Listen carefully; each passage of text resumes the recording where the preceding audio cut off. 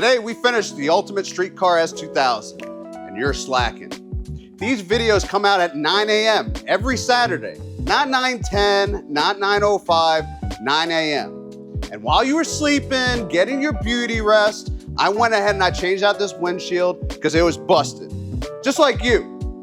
So get up, splash some water on your face, get some coffee, eat breakfast, it's good for you. And we're gonna get started on this S2000 build. Although the S2000 is the car on which I have spent by far the most time sweating the details, nothing avoids Drill Sergeant Mark's eagle eye. His 127-point inspection reveals flaw after flaw on the S10K.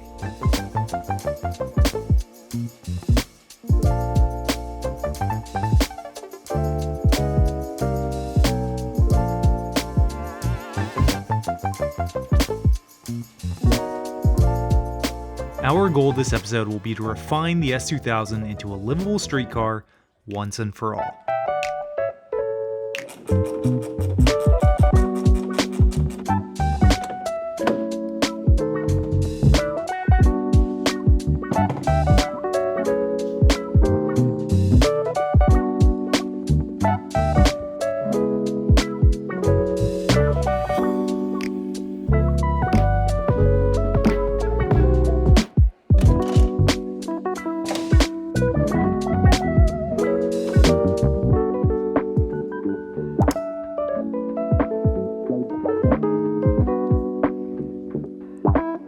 So we got our lists. We're gonna go ahead and get started, and the first thing I'm gonna do is tackle coolant because, well, that's the easiest thing, and I'm a man of simplicity.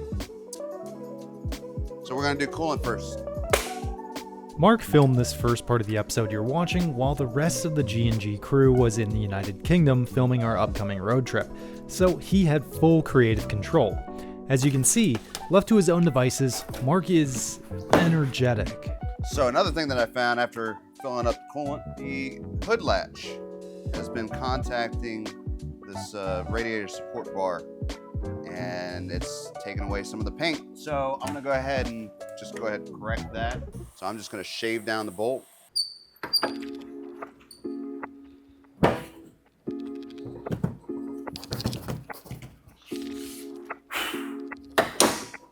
Hey, good stuff.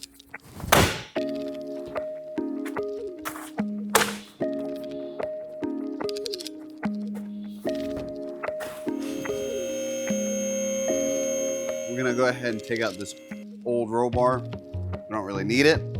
I mean, by I say we don't need it because we're not gonna take this on the track anymore. So we're gonna put the old system back in it, all the different plastics and everything to, really clean this thing up and make it look like a factory piece again.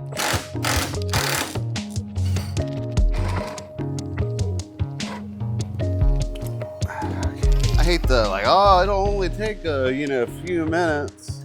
Never works out that way. Seatbelt out of the way.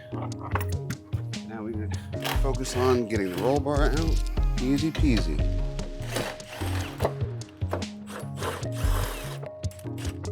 Ugh. Getting too old for this.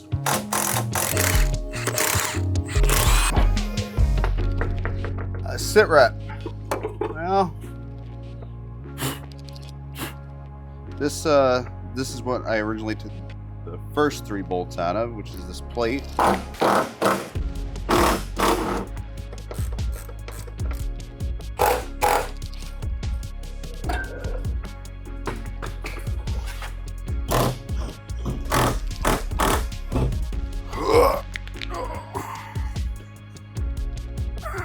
Yeah. Somebody's got jokes. Inserting all these different noises.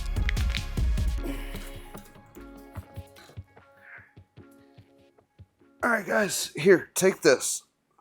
Guys, can you take this? Why are you just sitting there watching me?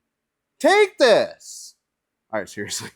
All right, now I think this is supposed to go in, but I'm not really too sure.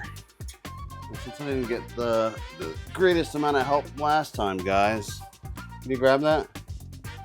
Guys, Can you grab? Right now, I am cutting out sound material that we put in months ago because the factory unit doesn't sit where it needs to sit because this sound deadening material is too thick.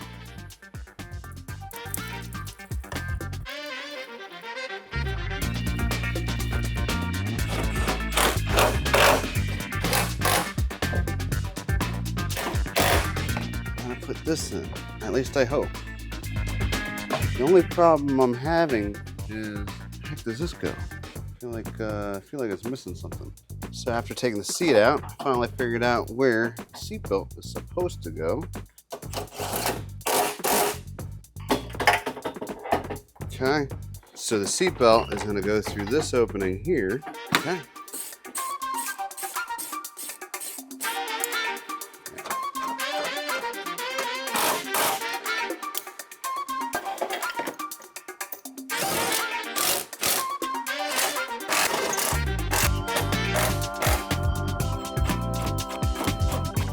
Yay! More plastics going in.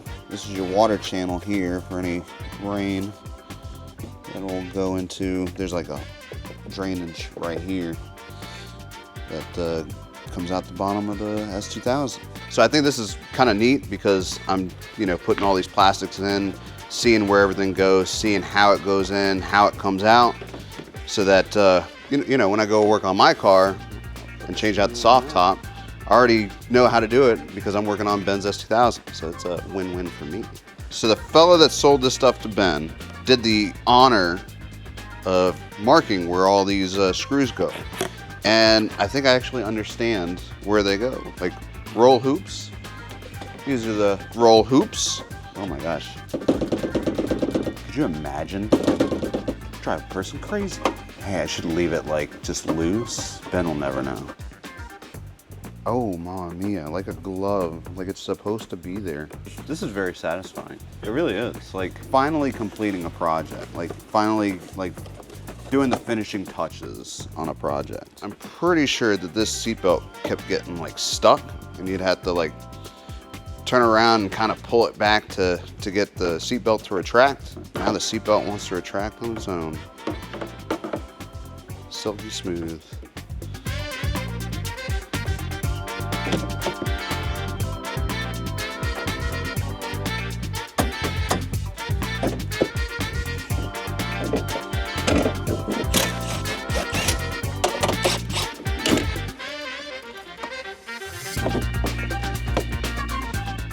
I imagined myself doing this with the soft top on.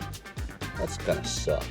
Say goodbye. Now the only thing left to do is go ahead and connect our trunk release button.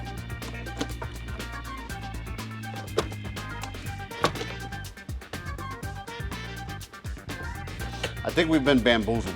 There's supposed to be a button right. What is?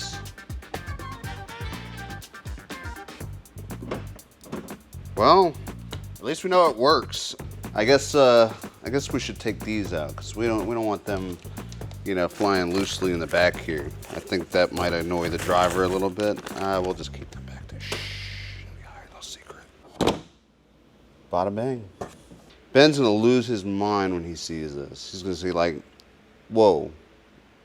Usually when we put the hardtop on, there's a bolt that goes about right here. And we can't access that, at least not right now. So what I need to do is I need to take the bracketry off of the hardtop, and I need to just go ahead and secure it, fasten it to the body of the car. And then every time that we take it on and off, we have to take it from the 3 bolts instead of the 1. Didn't have to cut any of the plastic. Ben's gonna be happy.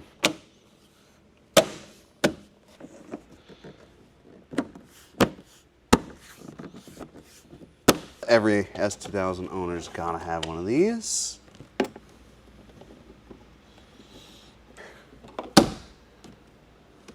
We got a nice looking interior. Look at that. There's a few things that are missing. There's this grommet here. That's missing. This piece over here. That's missing. This piece that's behind the seat, that's missing. We have this.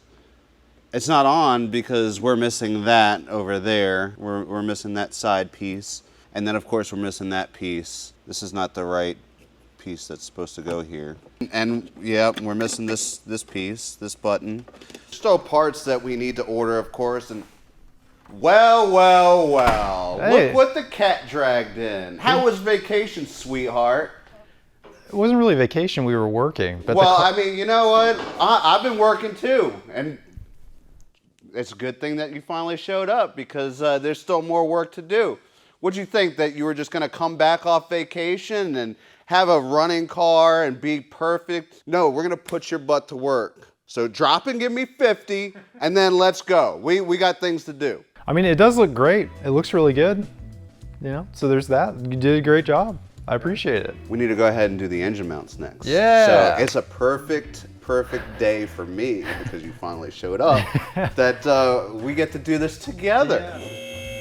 So currently in the car for this swap, we've got a couple of basically solid motor mounts. Polyurethane mounts. Yeah, very high durometer. All of the vibration from the engine, this is a K-series, very vibrating, is being transmitted into the chassis and then into my bones. So what I've had made are these motor mounts from a company called RBZ, and essentially his bread and butter is making engine mounts for S2000 K-series swaps like what I have here, but with the intention of being able to use stock motor mounts. So these are actually Honda S2000 motor mounts that you would have had with the F-series engine, and crucially, these are fluid filled and very soft. We're gonna soak up a bunch of the vibration from the K-series into these nice pillowy mounts, and I think that that is gonna have a huge impact on the amount of noise, vibration, and harshness that we are seeing inside the cabin. As we roll up our sleeves to begin work, Mark and I both agree this should be a quick, easy 5-minute job. Bada bing, it's that easy. 5 minutes. So, moment of truth, let's see if the OEM mount clears the aftermarket header. Unfortunately, thanks to the 4-into-1 header that we put on the car last year, the OEM motor mount top hat is fully contacting one of the runners on the exhaust. As soon as you change anything from stock, you will have issues. Remember. I think it's actually just a Benlin problem. So the motor mount top hat got clearanced, tested, painted, and installed. So some aftermarket parts companies assume that you can figure out whatever random assortment of bolts they send you. Nothing is labeled. There's a lot of assumed intelligence on the part of the installer, which is insane because they're dealing with car guys. Most of us are high school dropouts. RBZ does not make any such assumptions. Everything is labeled with a parts breakdown of the diameter, the thread pitch, the length of the bolt. Everything comes with Nordlock washers so that nothing will vibrate out because he knows that he's working with K-series. This is like one of the nicest customer end experiences I've ever had with aftermarket parts. All right, I tightened these down as tight as I could. That was pretty easy. It only took us 5 minutes. 5 minutes, baby. 5 minutes, that's all it took. Unfortunately, I had to add a little bit of extra complication to Mark's 5-minute job. We actually just pulled all this back out, undoing Mark's hard work, because I saw that the header is still touching on the mounting plate that goes on top of this OEM motor mount. We attempted next to solve the issue of clearance by denting in the header. Unfortunately, this was ineffective. So we went back to shaving down the top hat. Piece of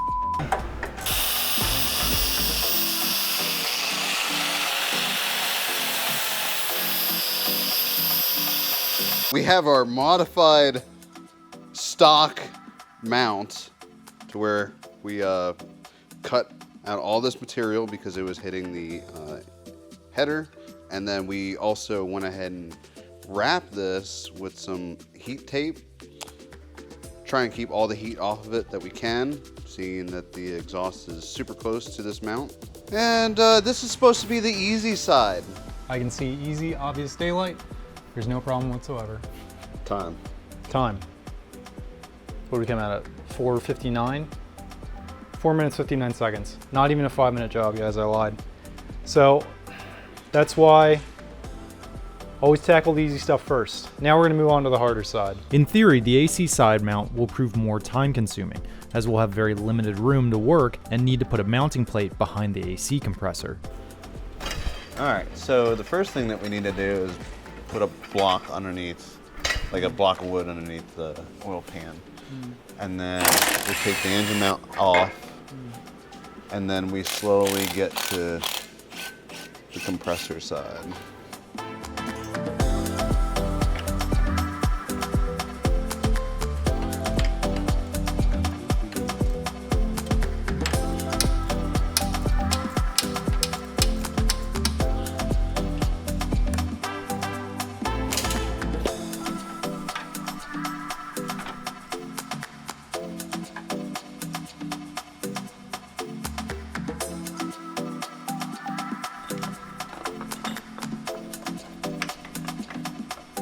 All right, don't need that anymore.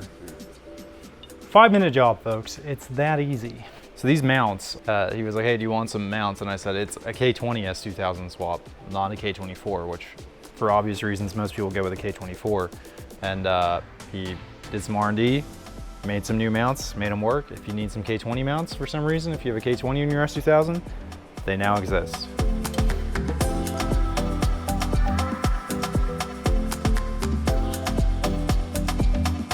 This is the new fluid-filled Honda mount that we hopefully don't need to cut down like we did on the other side.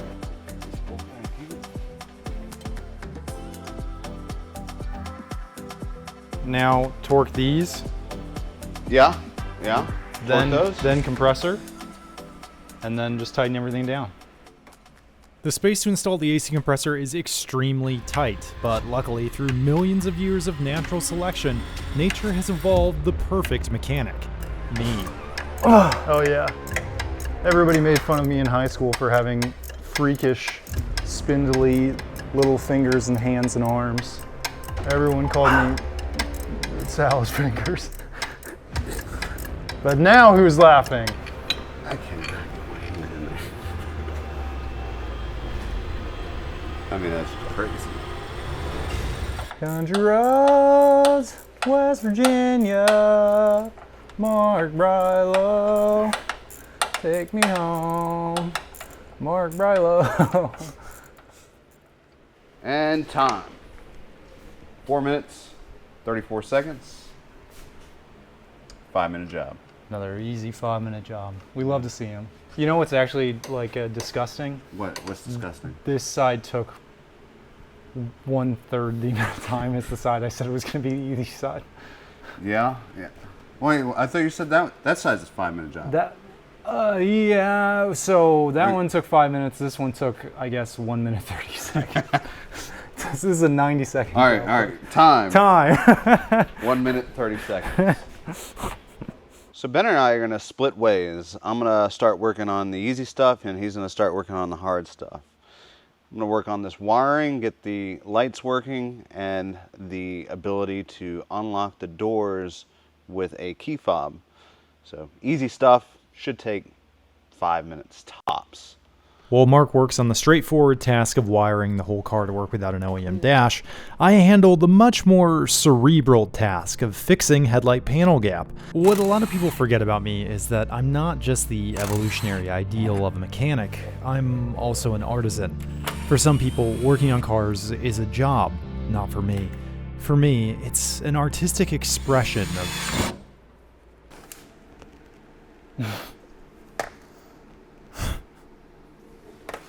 I don't even want to know. I have drilled a hole directly through my front bumper.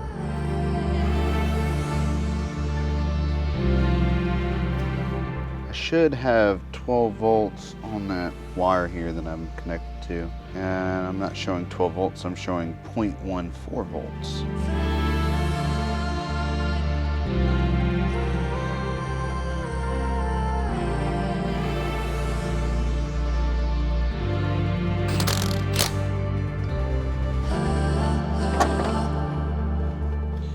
was a broken wire, and the broken wire was all the way back here in the trunk.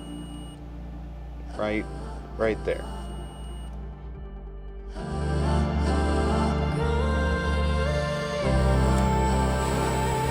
Well, on the plus side, I did fix the headlight fitment. On the downside, I drilled a hole through my bumper.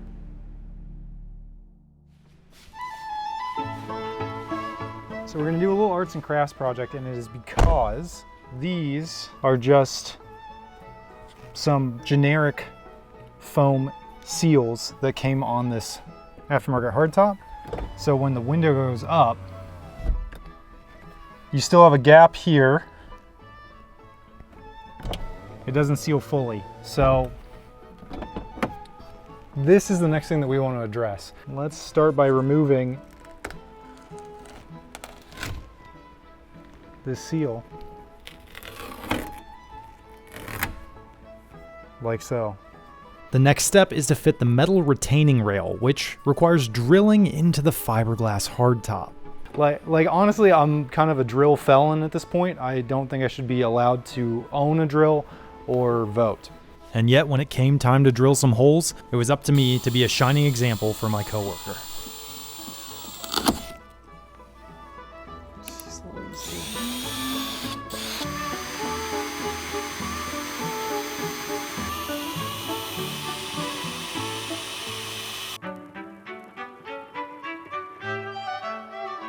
The following day, dressed in my Sunday best, I apply a bit of super glue to strengthen the fiberglass area around the holes I've drilled, and then rivet the metal retainer to the hardtop.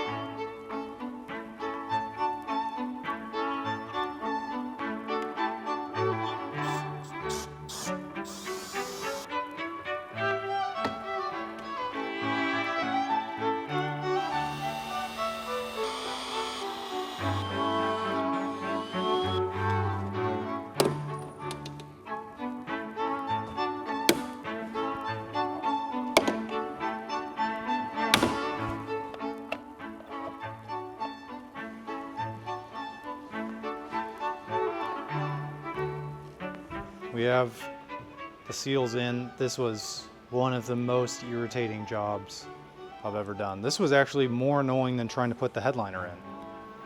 5 minutes. Oh, sorry. Also a 5-minute job. Hardtop trim seals. Yes. Interior light. Yes.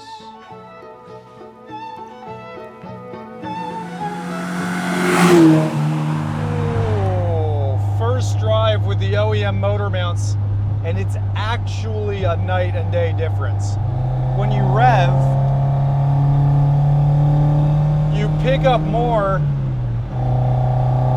of the actual engine note because you're just getting the sound. You're not getting all of the accompanying buzziness and vibration.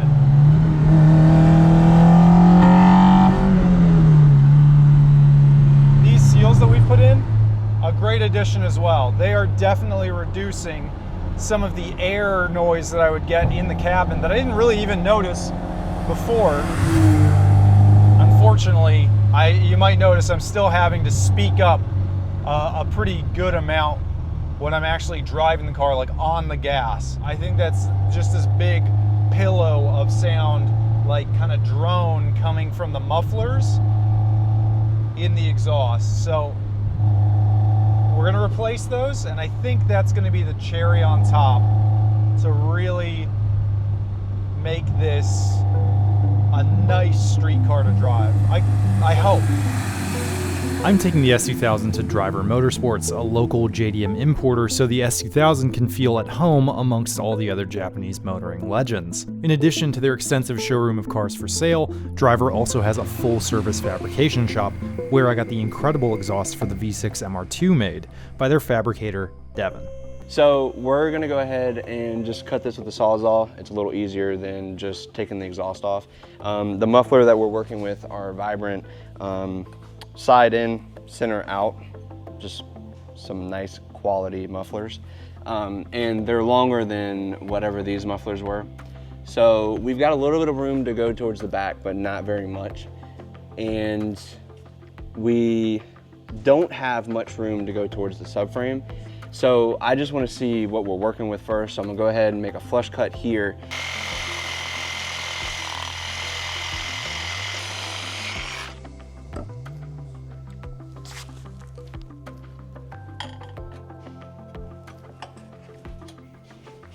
I may have to talk Ben into cutting this bumper, just slightly, because we're pretty close. And if all we have to do is cut this nipple off the muffler, we're gonna be cooking with some grease.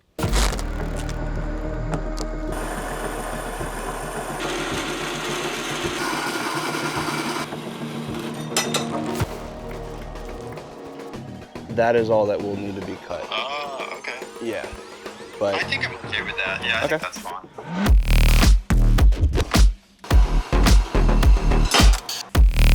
figured it's easier to clean this now while it's off the car. When you're using an old tip, the bottom is always torn up and the part that you see is always the prettier part. So I always try my best to put the top back where it was.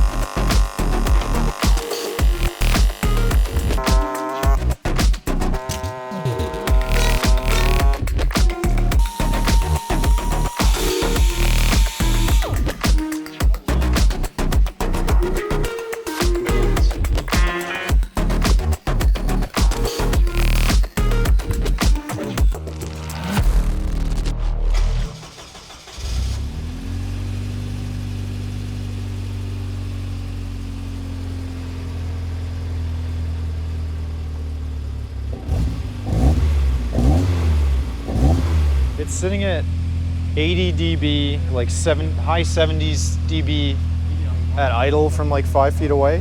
It seems like about what you would expect with like an aftermarket exhaust on like a sports car. Let's take it for a drive and see if that's done anything to help reduce like the overall noise, like the peak decibel level that we get to when we're cruising.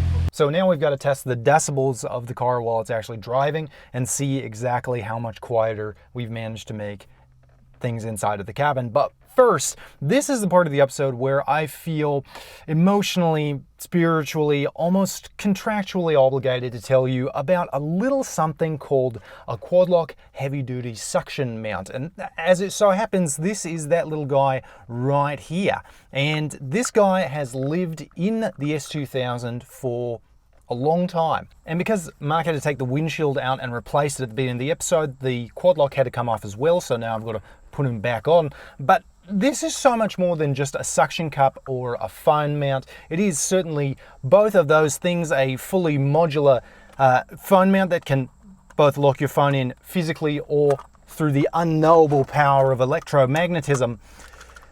But it's more than that. It's like a little guy that lives in your car, always by your side, holding your phone for you. The most important mod I've done all episode has been putting that quad lock on that windscreen.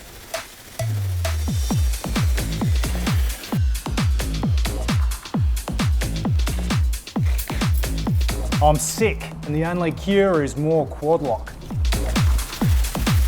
My quad lock and I are life partners. They don't call it a quad lock for nothing. No, I told you I'm going to need 200 more quad locks. We're talking about quad locking technology. Yes, to my home. Stat. I'm going to come up with a new slogan for quad lock. Quad lock, when you're here, you're family. Quad lock, it's what makes a quad lock a quad lock. We're going to need a bigger quad lock. I can't think about anything except the hole I've drilled in my front bumper. They've got the classic quad locking head, they've got the magnetic head, they've got the magnetic head with the charger. Quad lock. It's not just it's not just a lock. It's 4 of them. What's that? I can't hear you over the sound of my quad lock! When the quad lock wasn't there on the windscreen, I was having an existential crisis. I was spiraling through an eternity of darkness and depression. Nothing creative is ever easy. Nothing worthwhile is ever easy. And the only thing that ultimately was able to pull me out of it was quad lock. Home is where the quad lock is. Look at that. Oscar Piastri edition phone case. Future world champ 2025, baby. I think that it all goes back to my childhood. Pop it, quad lock it, drop it. What do you think about that, Chris? That's pretty good. What do you think about, what are other slogans for businesses? Gotta have my quad lock.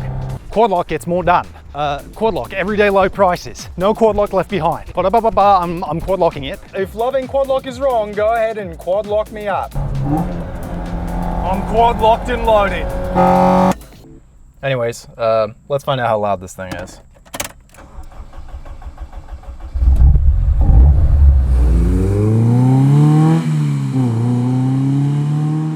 We've got our decibel meter mounted up here on my phone, the magnetic quad lock. We've got GoPro on the locking quad lock.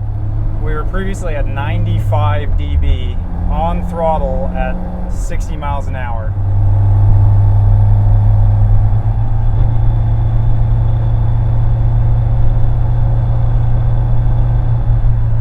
So let me try holding it, because maybe vibrations are transmitting through the phone.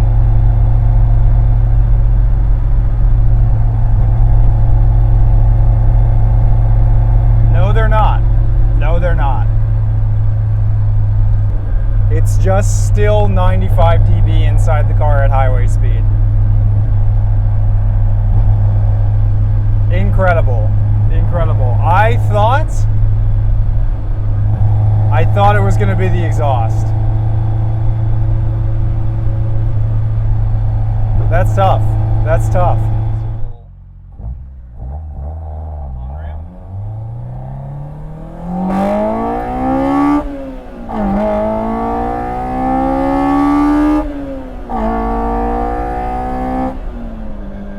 I think the peak noise level was always intake, so quieting down the exhaust clearly did not help. It's not going to help the matter when the peak noise is coming from the intake, but quieting down the exhaust did kind of let us hear the intake better. And in a car like this, I think that that's kind of the point, right? Like, we have these ITBs for the driving pleasure. So it's nice to be able to really get the purest, cleanest sounds. And we don't have any of the vibrations coming through the motor mounts now to kind of like interfere with that either. There's no exhaust drone. It's just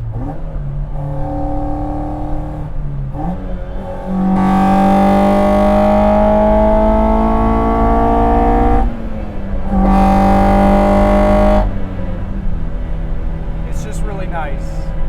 I'm accepting it. I've come to accept it. It's just, this S2000 is not going to be a Lexus. It's not going to be an Acura. This is just a raw driving car. We did ITBs because I wanted it to be a sensory experience. It's just not going to be that quiet, baby. We've done everything we can. We've made it a lot nicer to drive with the motor mounts and with the quieter exhaust, but that's, sometimes you just got to know when you're licked, and instead of trying to pull the dash out or something like that, let's just enjoy the sound.